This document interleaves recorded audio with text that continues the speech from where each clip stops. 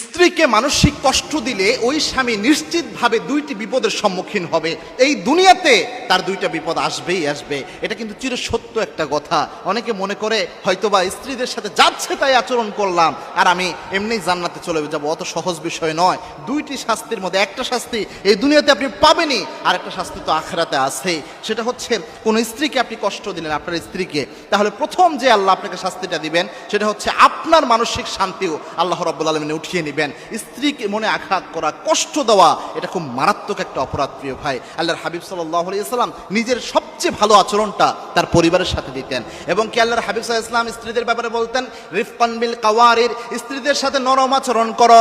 মা আয়েশা বলতেন আল্লাহর হাবিব সাল্লাল্লাহু আলাইহি ওয়াসাল্লাম বাহিরে যতই ক্রাইসিস মোমেন্ট পার করুক না কেন, আল্লাহর হাবিব যখন ঘরের পরিবেশে আসতেন আমাদের মনে হতো জান্নাতের সুশীতল বাতাস ঘরের দিকে প্রবাহিত হচ্ছে।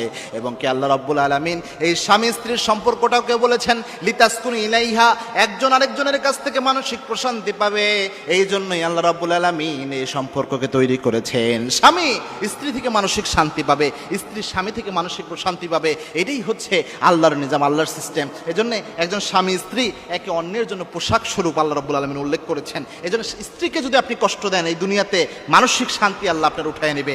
দুই নাম্বার যে শাস্তিটা আপনি পাবেন সেটা হচ্ছে এই যে স্ত্রীর উপর আপনি জুলুম করেন, কষ্ট দেন, তার চোখে পানি ফেলার আপনি কারণ হন, এটার কারণে আল্লাহ রাব্বুল আলামিন আপনাকে কিয়ামতে ধরবেন। স্ত্রীর প্রতিটি চোখের পানির ফোঁটা এটার হিসাব আল্লাহ রাব্বুল আলামিন in the day of judgement নেবেন। এটা খুব মারাত্মক একটা বিষয়।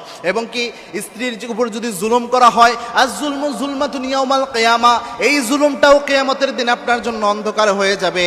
আপনারা আখিরাত বরবাদ করার জন্য স্ত্রী যদি আপনাকে আসামি বানায় এটাই যথেষ্ট হয়ে যাবে। এজন্য আল্লাহর হাবিব সাল্লাল্লাহু আলাইহি ওয়াসাল্লাম বলতেন খায়রুকুম লিনিসাইকুম, তোমাদের মধ্যে ওই ব্যক্তি আল্লাহর কাছে সেরা যে ব্যক্তি তার স্ত্রীর কাছে সেরা। এই কথা বলে আল্লাহর হাবিব বলতেন আমি নবী মুহাম্মদ আমার স্ত্রীর কাছে সেরা।